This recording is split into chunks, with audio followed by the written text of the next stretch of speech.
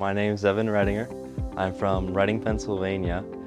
I heard about NRVTA from my dad. He told me about this school and what it has to offer. My dad started off as a service technician at a mom and pop store back in Pennsylvania. He left that business and then he started his own, and then he's been doing that for the last 3 years or so. I've helped him out occasionally on the first year, and then more in-depth and hands-on on the previous year.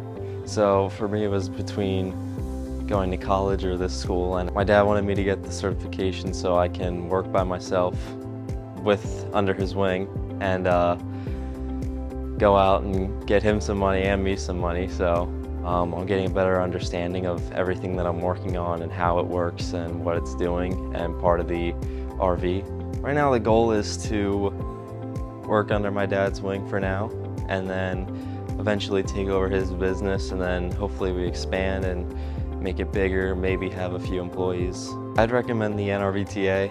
It's helped me acquire skills for me that I will use in the field for years to come. Well, I'm kind of nervous and anxious and excited to see where this career path takes me.